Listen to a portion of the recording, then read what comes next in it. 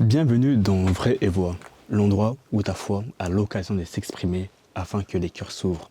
Aujourd'hui, nous avons la grâce d'être en compagnie du frère Junior Bossengui. Vous savez, la famille Bossengui, c'est réellement une famille bénie. Entre Génie Bossengui qui est mondialement connu, Jean Bossengui qui commence à se faire un nom dans le milieu sportif, ou encore Junior qui, petit à petit, marque son empreinte dans le milieu gospel. Cette famille me fait également penser au fameux verset où Jésus dit que nous devons être la lumière du monde, car chacun à sa façon, chacun porte la lumière dans son domaine. Mais sans plus tarder, Junior, je te laisse la parole, je te laisse te présenter et surtout, je te laisse nous bénir et édifier le corps du Christ avec la révélation de comment Dieu a bousculé ta vie. Ok, bah moi je me présente du coup, moi je m'appelle Junior, je suis un jeune, comment dire, Bruxellois. jeune bruxellois, sportif, Yes. étudiant, et du coup bah voilà, aujourd'hui dans le gospel, dans la musique, Mhm. et bah personnellement, du coup bah la question c'est comment j'ai rencontré Yes, Dieu et tout yes, ça, yes. comment Dieu a impacté ma vie. Pour être bref en soi, j'ai pas vraiment de témoignage spécifique. C'est juste que je me souviens, je pense que c'était quand j'avais 14 ans. C'est à 14 ans que j'ai rencontré Jésus. Étant jeune, j'étais pas vraiment dans le monde, on va dire. Bon, après, voilà, tu connais la musique mondaine, trucs comme ça. Voilà, mais j'étais pas vraiment. Allez, je trouve que j'étais pas dans la dépression. J'étais pas. Je vivais ma vie, je trouve qu'elle était ok. Dans le Mhm. sens où ma vie était bien, ça allait encore, Ah, mais t'avais pas forcément ce vide en forme de... Enfin, ton cœur n'était pas forcément vide, où il n'y avait pas forcément une tristesse. en tout cas, je le sentais pas. Yes. Jusqu'au jour où j'ai rencontré du coup la Mm. présence de Dieu, tu vois, là tu Yes. sens que non, il y a quelque chose de plus grand. En fait, ta Yes. vie était trop normale. Mm. Et moi, personnellement, comment ça s'est passé, c'est que quand mon oncle est décédé, quand j'avais 14 ans, Mm. du coup, on a eu le décès, le deuil, on a eu à le voir à la morgue et tout. Et c'est dans cette période-là, Mm. je vais pas dire que le décès m'a choqué, mais c'est dans cette période-là que, je sais pas, en fait, j'ai écouté des louanges. Mm. Je me souviens chez ma tante à la maison, c'est ma tante mamie. J'écoutais une louange, Fan d'Anayo, la chanson là. Mm. Mais la fin, il y a une fin comme ça. Il y a une fille qui chante. Elle chante vraiment, il y a une fille qui fait une adoration du coup. Dans Fan d'Anayo, il y a toute la louange et puis il y a la fin. Il y a une fille qui chante. En fait, je pense que c'est cette partie-là qui me touchait. Et je me souviens, quand j'écoute ça, je chantais quelque chose. Yes. Mais je comprenais pas. Je me disais, oh, genre j'aime bien, tu vois. Et en fait, j'écoutais toujours la louange. Mais en fait, à force, ce qui s'est passé, je ne sais pas, je sais vraiment pas définir comment. Je sais que, bizarrement, depuis ce jour-là, et c'était les vacances de. Je pense que c'était les vacances de Noël, hein. C'était, je sais donc, c'est quand j'avais 14 ans. Depuis ce jour-là, jusqu'à une certaine date, en fait, j'ai un oubli. Je sais pas ce qui s'est passé dans ma vie. Je sais pas. Mais je sais que je me suis réveillé et que genre, j'étais en Christ. Ah ouais. Genre, vraiment, c'est trop À l'âge bizarre. de 14 ans. Ouais, à l'âge de 14 ans. À l'âge de 14 ans, j'ai eu une phase de ma vie où je me souviens de rien. Vraiment, les gens vont me croire que je suis fou. Mais je me souviens pas de grand chose en fait. C'est juste que je me réconfortais dans cette musique. Mm. J'écoutais plus de musique mondaine. Non, j'écoutais plus. Ah, mais le changement a été radical alors. Radical, mais sans forcer. Mm. En fait, j'avais compris qu'il y avait la présence de Dieu. Yes. C'est cette présence, j'avais compris qu'en fait, moi au début, je pleurais, je pensais que c'était la tristesse, Ouais. du deuil et tout, mais non. En fait, c'est vraiment à cause de cette présence-là, en fait, qui était là. Et je dirais que j'ai vraiment changé parce que Dieu m'a touché. Amen. J'ai compris que c'était Dieu. En fait, quand tu es dans cette présence-là, tu ne peux que savoir que Yes. c'est Dieu. Donc voilà, et c'est là que j'ai donné ma vie à Christ, au vu du fait que j'ai expérimenté la présence du Saint-Esprit, hein. Yes. Donc c'est comme ça que ma vie elle a changé. Mais en vrai, j'ai une question qui me vient à l'esprit. Bon, vu que tu as eu une expérience avec Dieu, une expérience qui t'a radicalement changé, est-ce que dans le futur, tu n'as pas essayé justement de recréer des situations pour revivre la même chose? Parce qu'il se peut que, malheureusement, des fois, ça arrive que des personnes, lorsqu'ils vivent quelque chose avec Dieu, en grandissant avec Dieu, ils vont commencer à percevoir la chose d'une mauvaise manière. Ok. Dans le sens où ils vont penser que Dieu s'est éloigné d'eux, or que Dieu attend justement que ce soit justement à la personne de faire un pas en plus. Et est-ce que tu as pu vivre la même situation Bon, moi, après, ce qui est bizarre, c'est que moi, du coup, j'ai rencontré Dieu à cause de sa présence. Yes. Donc, ça fait pour moi, quand je le ressentais pas, pour moi, il était pas là. Donc, parfois, je me forçais à faire des jeûnes, hein. Il y avait des jours où je sentais pas sa présence et moi, je pouvais pas passer trop de jours sans ressentir sa Mm. présence. Ça veut dire que j'étais en PLS. En fait, si je chantais pas la présence de Dieu, j'étais en PLS. C'est-à-dire que je suis rentré dans ma chambre, je m'enfermais 3 jours, je priais. Je disais, Dieu, je sais que tu existes, tu vas te manifester. Et il se manifestait à chaque fois. Mais après, je trouve que c'est un stade de bébé. Ouais. C'est un stade de bébé spirituel parce qu'en fait, tu peux pas dire que Dieu est là à cause de ce que tu ressens. Yes. Tu vois, la parole de Dieu nous dit elle-même que heureux ceux qui croiront sans voir. Yes. En fait, je trouve que la présence de Dieu, c'est une forme de vision. Amen. C'est une forme de voir quelque chose. Amen. Et moi, le fait que j'ai appris à vivre sans cette présence-là, bien que cette présence-là est nécessaire. Yes. C'est un homme a besoin d'expérimenter, mais en fait, tant qu'on a cette chair en nous, tant qu'on est humain, Yes. il pourra arriver des moments, il pouvait arriver des moments où je ne ressentais pas forcément cette fameuse présence, mais c'est une présence dans laquelle tu ne peux que rentrer si tu cherches Dieu. Yes. Que tu captes en esprit. C'est ça. Quand tu t'approches de lui, en esprit, quand tu grandis en Christ, quand tu t'approches de lui, quand tu commences à créer une intimité plus forte avec Dieu, en fait, l'intimité, en fait, elle est en toi, tu vois. Et donc, tu la transportes un peu partout. Amen. Et donc, tu commences à être stable. Yes. Et tu commences à comprendre comment le royaume fonctionne. Yes. Donc, et c'est là justement que prend tout son sens le verset où nous prenons conscience justement que Christ est en nous. Parce que le problème, c'est que, de beaucoup de personnes d'ailleurs, c'est que ils pensent justement que Dieu se limite à sa présence. Or que la présence, justement, c'est à toi de la porter pour impacter dans le milieu où la présence n'est pas forcément présente. C'est ça. Et justement, ce qui est fort, c'est que donc Dieu il t'a montré un extrait de sa présence pour que plus tard, tu puisses montrer à d'autres personnes, l'extrait de ce que tu as pu vivre dans l'intimité. C'est ça. En fait, moi, pour ma part, je pense que... allez, moi, c'est ma devise. Hein. Yes. Je vais pas te mentir. Dire Jésus, c'est pas ce qui m'intéresse. Maintenant, je le fais parce que j'ai compris.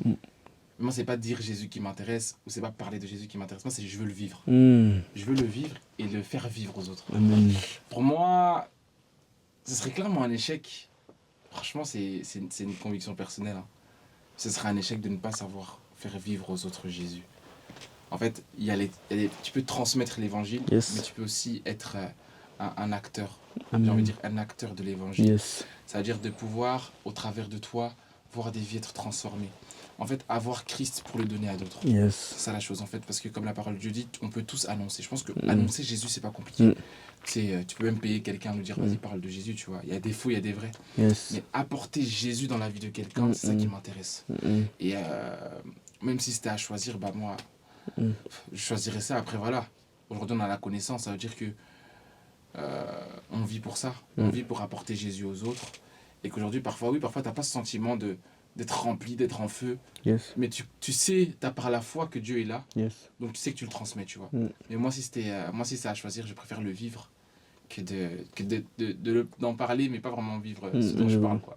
Mais est-ce que tu avais déjà cette mentalité à l'âge de 14 ans? Ouais. D'où le fait que je n'aimais pas être chrétien et ne pas ressentir la présence. D'où le fait que, voilà, et que moi, personnellement, depuis mes 14 ans, au début, c'est vrai que j'ai compris une chose. Ce qui a aussi fait shifter ma relation avec Dieu, c'est quand j'ai décidé de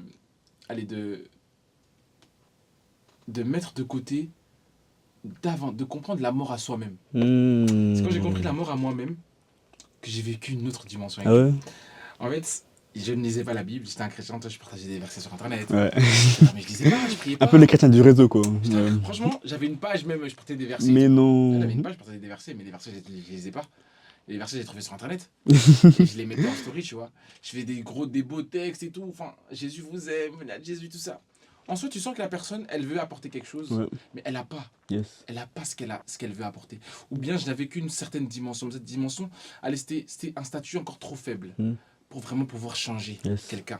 Et en fait, ce qui s'est passé, c'est que par la grâce de Dieu, j'ai compris ça et j'ai commencé à me mettre dans la parole, à rentrer dans la Bible, à méditer la Bible.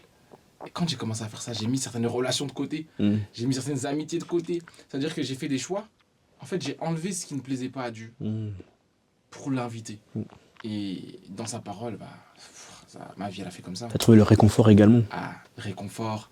Et puis, la joie d'être en Christ, quoi. Yes. La joie d'être un enfant de Dieu. Moi, justement, c'est intéressant parce que du coup, en quelque sorte, tu as pu expérimenter justement deux sortes de paix. Parce que lorsque Jésus, Jésus qui est, qui est également connu sous le titre de Prince de paix, il nous dit qu'il nous donne une paix, mais pas celle que le monde nous donne. Ça veut Yes. dire justement que le monde nous donne également une paix. Mais toi, comme Bien tout sûr. à l'heure tu l'as dit, c'est que tu n'étais pas forcément malheureux, mais tu vivais ta vie comme ça. C'est ça. Mais donc tu as pu également expérimenter la paix du monde. Mais justement, ce qui est intéressant avec la paix du monde, c'est qu'elle est limitée par les circonstances de la vie. Or que Exactement. la paix de Dieu est... elle n'est pas limitée en fait. Ce Mhm. qui fait qu'en toutes circonstances, malgré chaque épreuve, tu seras toujours en paix. Et est-ce que tu as pu voir du coup une différence notable entre les deux paix, pardon? Ah, clairement. En soi, moi, quand j'étais dans le monde, ouh, quand j'étais dans le monde, en fait, comme je dis, j'allais bien. Yes. Mais en Christ, tu vas très bien. Amen. Ça, c'est deux choses Ouais, différentes, ouais. tu vois. Et puis, la paix du monde est attachée au monde. Yes. La paix que je ressens, là maintenant, je la trouve en Dieu, Amen. dans sa parole, dans sa présence, dans la prière. Avant, ma paix, je la trouvais dans mon téléphone, je sais pas, sur mes réseaux, sur le fait que, vas-y, c'était une bonne semaine, sur le fait que, vas-y, sur les réseaux, ça allait bien. Mm. Ouais, sur toutes ces choses, sur tous ces aspects-là. Et après, surtout, la paix de ce monde, je dirais, c'est vraiment une paix mentale. Et je pense qu'à un moment donné, ton mental, il craque. Mm. C'est une réalité. À un moment donné, tu vois, tu peux pas tout contrôler. Yes. Même si tu es très positif, tu auras quand même des souffrances. En fait, je dirais que la paix du monde, voilà, c'est ça. La paix du monde, c'est vraiment une paix où tu te décides d'essayer de contrôler les choses, Mm. d'essayer de, voilà, de relâcher, Yes. de lâcher prise. Tandis que la paix de Dieu, c'est une paix où en fait, tu déposes tout simplement tous tes Au fardeaux. pied du maître. En fait, Jésus prend tout. Yes. En fait, c'est ça qui est dingue. C'est-à-dire que quand tu as la foi en ça, franchement, je suis passé par une opération au genou pendant que j'étais. Du coup, je fais du basket à très haut niveau quand même. Ah, et Dieu t'a En, vraiment béni. Hein. ouais, en pleine saison. En pleine saison, je me suis blessé l'année passée, quoi. J'ai eu mon opération. Mais si je vous dis que, genre, pour moi, ça fait partie de mon témoignage. Pendant mon opération, j'étais comme si genre, j'étais pas malade. Waouh. Comme si j'étais pas blessé. Waouh. J'étais tellement heureux. Genre, toute cette période, pour moi, c'est l'une des meilleures périodes de ma vie. Waouh. Alors que j'étais en béquille. Et j'ai jamais eu ça, tu vois. Donc, Ça me fait penser à ce que l'apôtre Paul va dire d'ailleurs, que c'est dans la faiblesse qu'il se réjouit. Parce que justement, il y a un réel secret justement lorsque tu commences à développer du coup les sentiments du Saint-Esprit. Parce que ça vient d'ailleurs en accord avec ce que la Bible nous dit. Elle nous demande justement d'être joyeux en tout temps. Et lorsque du coup tu développes vraiment ce secret, d'ailleurs ce que tu as développé et ce que tu as expérimenté, je pense qu'il n'y a pas plus frappant comme témoignage. ah, là, pas. Parce que comment expliquer à une personne que malgré que tu es blessé, malgré que tu joues à un haut niveau, tu es quand même heureux? Et qu'est-ce qui a fait d'après toi que tu puisses être heureux constamment? Saint-Esprit. En fait, tu sais, moi, une chose que j'ai compris, c'est que, comme la parole de Dieu nous dit, c'est que l'homme a ses propres désirs. Yes, Mais il y a yes, les désirs de l'esprit. yes. En fait, j'étais dans une période de ma vie où je devais comprendre quels étaient les désirs de Dieu. Mm. Parce que la vraie vie n'est pas physique, elle est spirituelle. Yes, yes, Et yes. en fait, je devais rentrer dans l'esprit Mm. pour comprendre ce qui se passe. Mm. Mais en fait, j'ai compris que dans cette période-là, Dieu m'attendait. Mm. En fait, Dieu m'attendait auprès de lui. Mm. Dieu m'attendait pour me montrer que, en réalité, il n'y a que en lui que tout ce que je cherche peut se trouver. En fait, dans cette période-là, j'ai appris, c'est peut-être dingue ce que je vais dire, hein, mais j'ai appris à comprendre que tout ce que je cherche, tout ce que j'ai et tout ce qui va m'arriver, ça se trouve pas dans ce que je fais sur la terre. Mm. Ça se trouve dans l'esprit. Mm, mm, mm. En fait, ce que je vais être demain, c'est dans l'esprit. Yes. Ce que je suis aujourd'hui, c'est à cause de l'esprit. En fait, l'esprit te permet de créer ton lendemain. Mm. C'est-à-dire que même si je ne pouvais pas jouer au basket, dans l'esprit, je pouvais faire en sorte Tu visualisais la que chose. Dieu m'ouvre les Mm. portes pour l'année prochaine, Yes. pour, tu vois. Et Dieu avait des plans. Dieu avait des plans parce qu'il faut savoir que cette période-là, je chantais plus. Je chantais plus. Avant cet été, je chantais pas. Et dans l'esprit, Dieu peut te parler et Dieu peut te conduire à ta nouvelle vie, en fait. À la vie que Dieu... En fait, ce genre de temps, parfois, c'est vraiment les temps où Dieu te montre ce qu'il veut que tu fasses pour lui en cette saison. Et justement, pour toi, du coup, tout ça, ça s'est déroulé à l'hôpital alors? C'est pas déroulé à l'hôpital, c'est déroulé dans ma chambre. Ah oui. Ouais, dans ma chambre, parce qu'en soi, j'étais blessé, je pouvais pas marcher, je pouvais rien faire, j'avais super mal au genou, Yes. j'allais pas à l'école. J'étais dans ma chambre. J'étais dans ma chambre pendant un bon un mois et demi, hein. Un bon un mois et demi dans ma chambre. Et dans ma chambre, bah, je communiais avec Dieu. Je communiais tout simplement. C'est vraiment ce qui s'est passé. J'étais en communion avec le Père Mm. dans ma chambre et en train de rentrer en moi-même, de, de, de communier avec le Saint-Esprit, de parler en langue, de vraiment, enfin, aller aspirer à une autre dimension de Jésus-Christ. Amen. Et c'est ça qui a fait en sorte que vraiment, tu te rends compte que l'esprit n'est pas limité. Il y a trop de dimensions. Yes. Dans la présence de Dieu, il y a trop de dimensions. Et c'est là que je me suis aussi rendu compte que le vrai bonheur se trouve dans sa présence. Yes. Et c'est que dans sa présence que tu peux savoir si tu es sur le bon ou si tu es sur le mauvais chemin. Mm. Parce que je me souviendrai toujours, pendant cette période-là, j'étais dans le down. Mais c'est dans ce down-là que j'étais avec mes frères, mes amis. Et je les ai regardés. Et ça restera iconique, hein. Mais un jour, je sors avec mes béquilles, je les regarde et je dis ça va aller, tout va bien. J'ai dit, vous inquiétez pas, je sens que tout va bien. Je sens que tout ira bien. Ils m'ont regardé et on a vécu. Franchement, c'était une des meilleures périodes. Une des meilleures périodes de notre vie en vrai. Mais en plus, en vrai de vrai, si on est honnête, tu avais des raisons justement d'en vouloir à Dieu pour certaines personnes. Parce qu'on peut, enfin, d'un autre point de vue, on peut se dire, oh, mais donc, nous avons Junior qui prie Dieu, qui chante pour Dieu, qui n'hésite pas à partager sa foi sur les réseaux, mais malgré ça, il est blessé. Et ça me fait même penser du coup à l'histoire de Job, un homme intègre et droit, qui justement a vécu des choses terribles. Et d'un côté, nous avons également du coup Satan qui est nommé comme un accusateur, qui peut venir de nos pensées pour nous faire justement douter de la parole de Dieu. Exactement. Et du coup, t'as pas eu à mener ce genre de combat? En vrai, je pense que déjà moi-même, c'est des questions que je me posais. Je me demandais Yes. vraiment à Dieu. À un moment donné, je me posais quand même. J'ai accepté la situation, mais je me disais, c'est vraiment Seigneur, comment est-ce que tu as pu permettre. Pourquoi? Yes. Genre, je comprends pas. J'avais déjà. Ça devenait compliqué déjà même au niveau du basket parce que bah, pendant quelques temps, j'avais quelques soucis avec mes clubs, etc. Et ce qui était très bizarre parce que bah, j'ai été un très bon joueur du coup pour mon équipe quand même. Et voir que ça n'allait pas alors que franchement tout commençait à dérouler, j'ai envie de dire, pour moi. Et peut-être que les autres personnes aussi, à l'extérieur, pouvaient se dire, ah, ton Jésus, tu vois, là il est où, tu vois? Le Jésus que tu prônes, il est où? Mais il est toujours là. Amen. En fait, la sagesse de Dieu, c'est une folie pour les hommes. Yes. Là où les hommes s'arrêtent, c'est là que Dieu commence. Mm.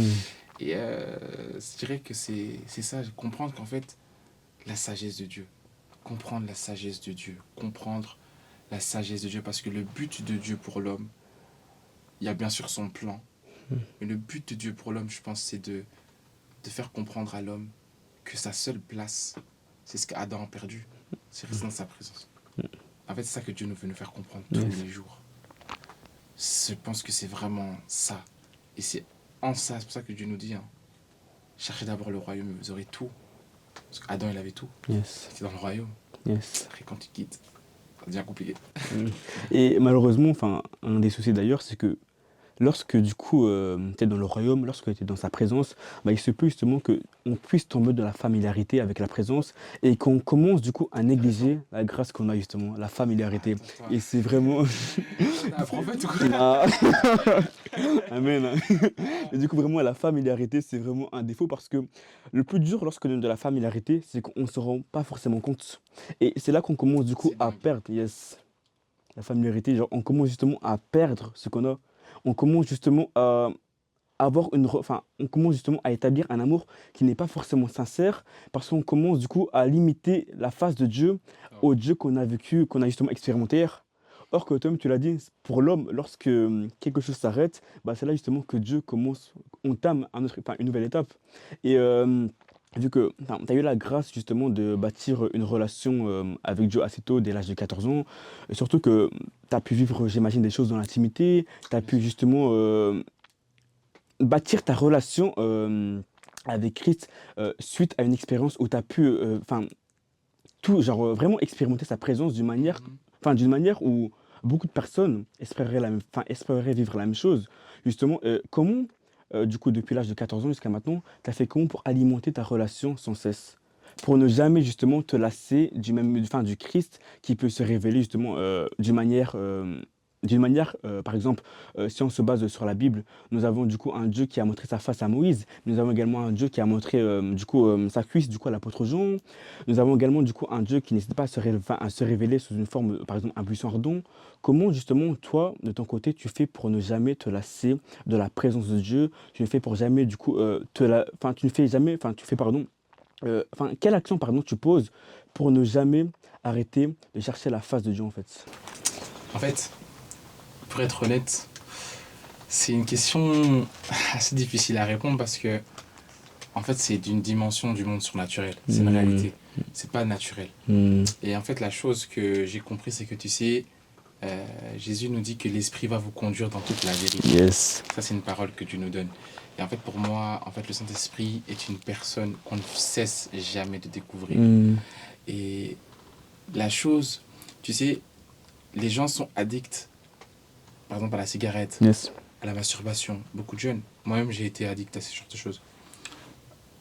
Mais quand tu rentres dans l'addiction à la présence de Dieu, ça c'est autre chose. Parce que, en fait, cette présence te transforme. Mmh. En fait, quand cette présence te transforme, en fait, en fait, c'est bizarre parce que dans cette présence, tu te retrouves avec toi-même. Mmh. Et moi, la chose que j'aime dans la présence de Dieu, c'est qu'en fait, tu sais, c'est juste en fait pouvoir adorer Jésus. Mmh. Moi, c'est une chose, c'est l'adoration. Yes. Le fait de pouvoir l'adorer. Tu sais, quand je prie, je ne passe pas vraiment parfois beaucoup de temps à demander à Dieu de quelque chose. En fait, moi, je ne prie pas pour demander. En général, ça m'arrive de prier pour demander, bien sûr. Après ça, je qualifie ça comme un certain type de prière. Mmh. Mais moi, la plupart du temps, quand je prie, c'est pour chercher à ce feu. Mmh. Le feu de l'esprit. Yes. Le feu de sa présence. Personnellement, c'est vraiment ce feu qui est en moi. Yes. Ce feu, en fait, quand il est en toi, vraiment, il te Il te pousse. brûle. Ouais, voilà, ça brûle tellement. Et en fait, en fait, je sais pas comment expliquer, mais c'est vraiment, c'est l'esprit. J'ai envie de dire même, c'est même plus toi, mais Yes. c'est l'esprit en toi Mmh. qui te conduit à retourner dans l'esprit. En Mmh. fait, Ah, ça c'est fort, c'est fort. l'esprit te conduit dans le royaume. En fait, Yes. parce qu'en réalité, tu sais, on dit que Dieu habite en nous. Yes. C'est vrai. Mais on dit que Dieu siège dans les cieux. Yes. Et en fait, la capacité de l'esprit, en fait, je ne pense que, comme je dis, en fait, le truc, l'homme ne peut pas attendre Dieu. Mmh. En fait, c'est Dieu qui descend. Ouf, Mais de la ça même c'est manière fort que ça. Dieu descend, Dieu peut remonter. Amen. Mais en fait, quand Dieu est en toi, il a la capacité de remonter à sa source. Mmh. Et en fait, toi, pendant le temps que tu es en train de prier, en fait, quand tu es dans la présence de Dieu, en fait, il y a des dimensions. Il y a la dimension 1, mais après, il y a des dimensions vraiment où tu montes. Où en fait, comme ce n'est plus toi, en fait, tu ne pries plus. Tu pries en esprit et en vérité. Yes, Et yes. quand tu pries en esprit, en vérité, en fait, tu quittes la terre. Le vrai adorateur. Tu n'es plus ici. T'es plus ici. Yes. En fait, tu es dans une dimension où en fait, tout ce qui compte, c'est que tu rentres en toi-même. Yes. Et en fait, en toi-même, c'est Dieu. Mmh. Il y a Dieu qui est là. Et en fait, Dieu, c'est le royaume. Dieu, c'est la paix. Dieu, c'est les fruits de l'esprit. Dieu, Yes. c'est... Et en fait, c'est dans cette dimension où inexplicable à l'homme. En fait, c'est ça dont moi, j'ai besoin. Mmh. Moi, Junior, j'ai besoin d'être en intimité avec Dieu. J'ai besoin de sentir sa présence, sentir sa paix. Et c'est ça, en fait, c'est ça Christ. En fait, ça, c'est Christ. J'ai besoin de Christ. Yes. Parce que j'ai besoin de Dieu pour vivre.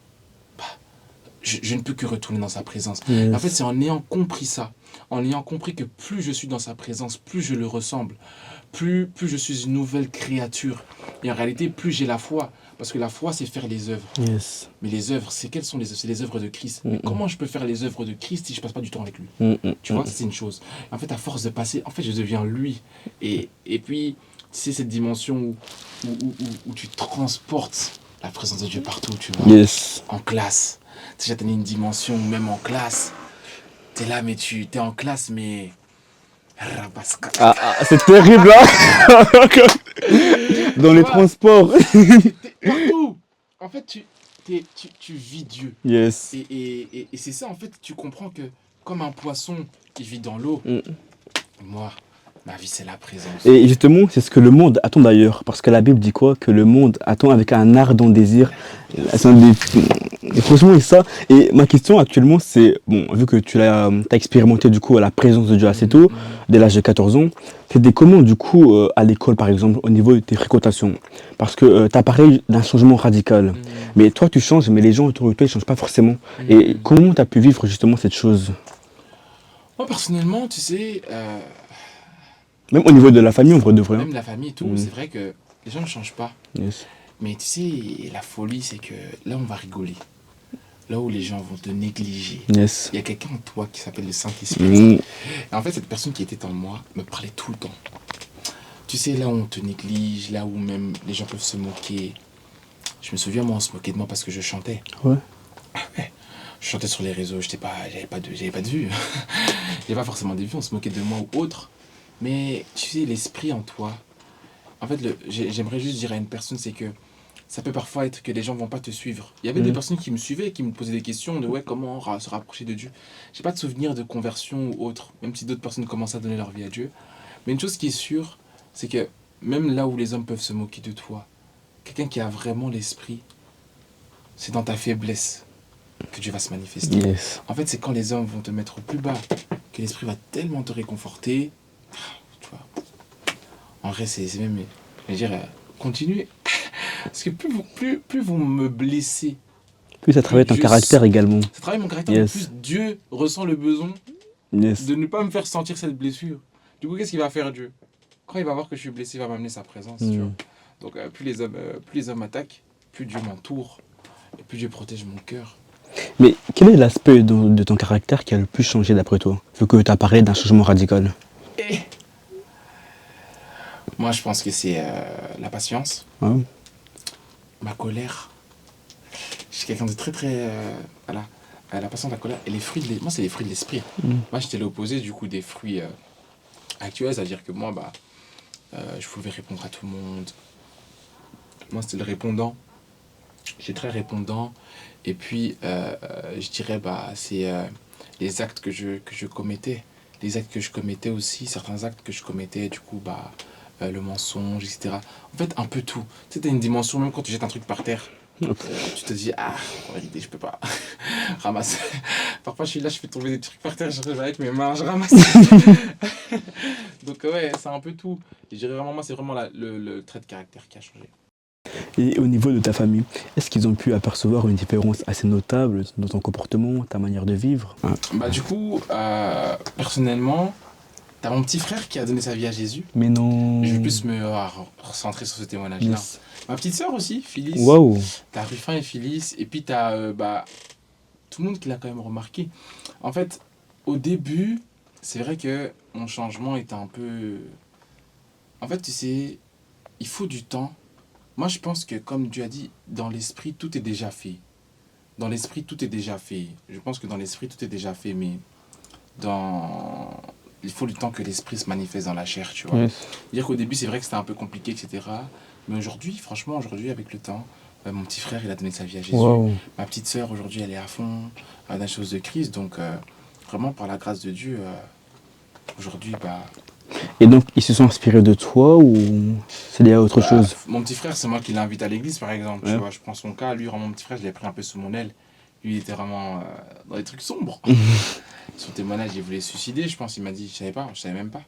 Je savais même pas. En fait, tout en restant moi-même. Je l'ai jamais forcé. Et un jour, bah, Jésus l'a localisé. Yes, Donc yes. voilà, maman, ça, tout le monde est content, donc gloire à Dieu.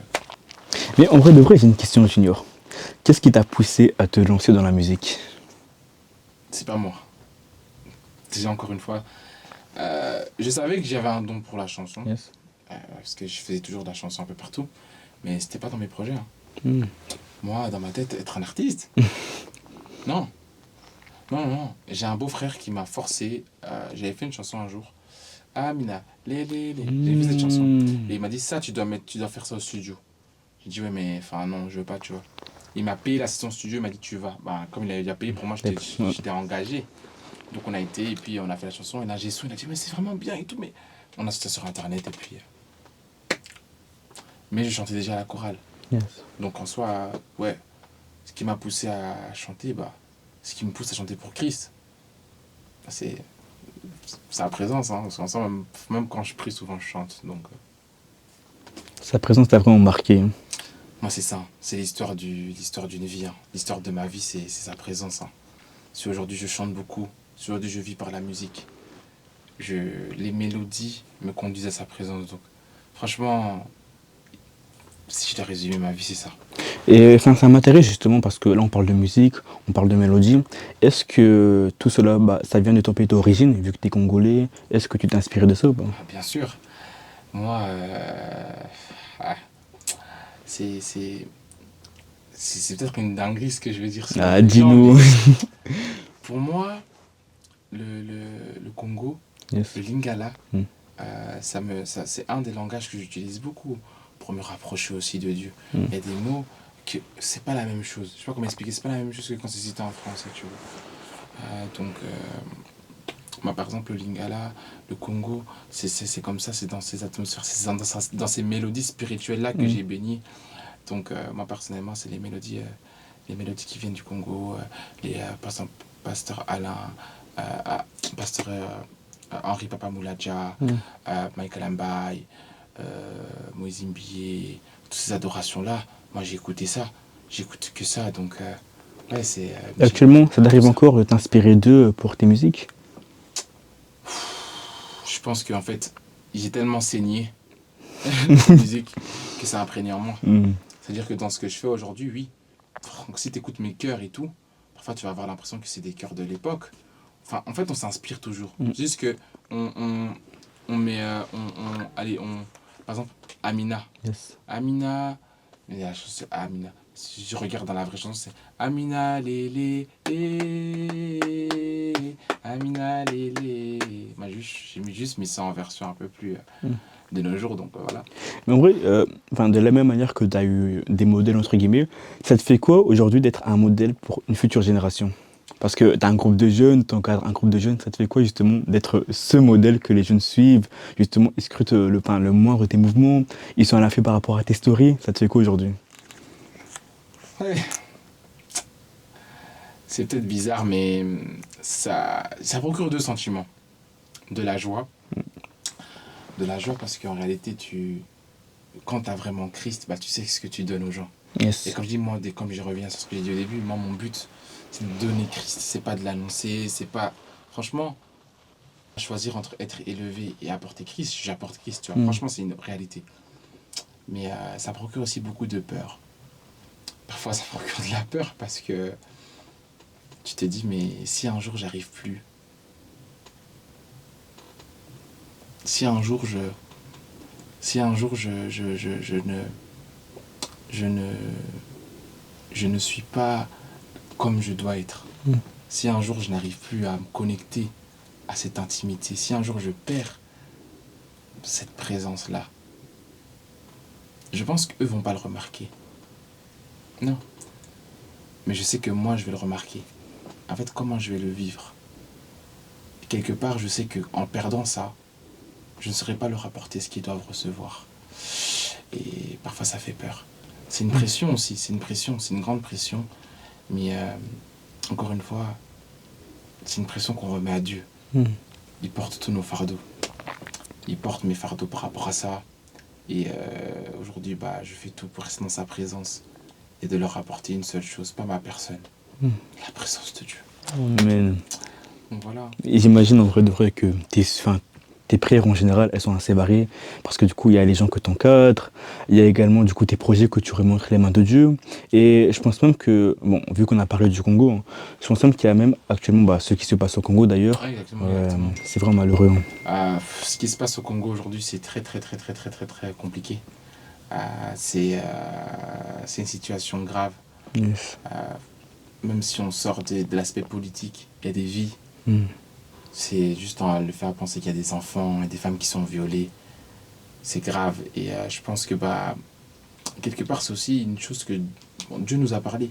Dieu nous a dit que dans les temps de la fin, il y aura des guerres, il y aura des choses qui vont se passer. Mais même si ça reste dans la parole de Dieu, c'est quelque chose qu'on ne veut pas accepter. Yes. C'est assez dur à vivre. Donc on ne peut pas tolérer, tu vois. Tu t'imagines, peut-être aujourd'hui, nous, on est là, on va à l'école normale, tranquille. Yes. T'as des jeunes filles, elles ne peuvent pas aller à l'école. Même ce climat de guerre, comment même l'atmosphère de Dieu peut-elle aussi régner, tu vois. C'est très difficile pour une personne qui, par exemple, a perdu tous ses parents, etc., de garder encore l'espoir qu'un Dieu, existe, tu vois. Yes. C'est pas facile, mais je sais que Dieu, franchement, comme on dit, là où le péché abonde, La la grâce grâce surabonde. Je pense que même là où il y a le malheur, là où il y a toutes ces choses, Dieu sera en capacité de surabonder C'est question de pour temps. vraiment toucher. Moi, tout ce qui m'intéresse, c'est vraiment qu'à la fin, ces personnes-là n'abandonnent pas la foi, n'abandonnent pas Jésus. Et j'ai mon envie, comme du coup le livre de Job nous dit que c'est Dieu qui donne, c'est Dieu qui ôte, mais qu'à la fin c'est que la gloire de Dieu justement soit visible. Et enfin, bon, certes, on prie tous pour que tout se passe bien, etc. Hein. Il ne faut pas oublier qu'avant tout, c'est la gloire de Dieu qui doit être visible et que justement, que tout ce qui se passe actuellement sert avant tout à, comme le prophète Ésaïe l'a dit, que suite à cela, on puisse savoir que notre Dieu est réel. Justement, tout ce qui se passe actuellement, que ce soit au Congo, encore dans la Palestine, encore dans plusieurs pays, tout cela sert justement à révéler que le Dieu qu'on prie, le Dieu qu'on sert, n'est pas un Dieu, n'est pas un mythe en fait, mais qui est un Dieu réel et qui ne cesse justement pas de manifester sa grâce, son amour, là où le péché justement a abondé. Et c'est d'ailleurs sur ces mots que j'aimerais te demander, Junior, est-ce que c'est possible de prier pour un sujet en particulier, le Congo, et ce qui se passe actuellement? Exactement. Franchement, pour moi, il n'y aura pas de problème. Et voilà, j'avais vu tout à l'heure qu'il y avait le drapeau ici. Je vais le prendre, du coup, on va prier pour ça. Il n'y aura pas de problème. Il n'y a aucun problème. Et prier ensemble. Seigneur Dieu Tout-Puissant, Père éternel, grand Dieu, toi qui as créé les cieux et la terre, toi qui as créé le Congo, toi qui as créé ce pays, toi qui Seigneur, tu as dit même dans le livre de Jérémie, avant même que je t'eusse formé dans le fond de ta maman, je te connaissais. Je crois que tu connaissais le Congo, tu connaissais chaque personne, Seigneur, Dieu Père de gloire, qui à l'heure actuelle est là-bas, Seigneur. Je prie seulement, Seigneur, vraiment que tu puisses apporter un climat de paix dans ce pays, Seigneur Dieu Père de gloire, que ce pays puisse vraiment, Seigneur Dieu Père de gloire, vraiment être dans la paix et dans la joie. Et je prie pour les âmes, vraiment, les enfants, les mamans, tout âge, toute personne, Seigneur, qui sont en train de vivre des choses compliquées, les personnes en pleine guerre là à l'heure actuelle, Seigneur, Papa Yahweh, les soldats, Seigneur, je prie vraiment, Seigneur Dieu Père de gloire, que ton amour puisse les rencontrer, Seigneur. Face à toutes ces blessures, toute cette erreur, il n'y a que ta présence qui peut transformer, Seigneur, ces traumatismes. Voilà pourquoi je viens remettre tout ça, Seigneur Dieu Père de gloire, entre tes mains. Fais en sorte que vraiment, Seigneur, des vies puissent être changées. Fais en sorte que des personnes puissent être visitées dans ce chaos, que dans ce chaos, on puisse entendre parler de Jésus. Que malgré le chaos, Seigneur Dieu Père de gloire, on ne puisse pas entendre parler que de la guerre, mais on puisse entendre des enfants, des mamans, des plus grands dire, j'ai rencontré Jésus dans ce chaos. J'ai vu Jésus. J'ai donné ma vie à Jésus dans ce chaos. J'ai trouvé mon espoir en Christ dans ce chaos. Seigneur, que ta présence couvre ce pays et qu'on puisse vraiment voir ta gloire, Seigneur. Vraiment, étends ta main, Seigneur Dieu Père de gloire, et fais en sorte que les choses puissent changer. Nous attendons à toi et à toi seul, Seigneur. Dans le nom de Jésus, nous avons prié, nous disons Amen. Amen. En tout cas, merci beaucoup, Junior. Merci d'avoir pris ce temps de prière au sérieux. Merci justement d'être déplacé et je prie réellement pour que Dieu puisse te bénir abondamment. Amen. Que là où justement tu sèmes dans l'intimité, tu puisses récolter. Amen. C'était Junior dans Voix et Vérité, l'endroit où lorsque la foi se raconte, les cœurs s'ouvrent.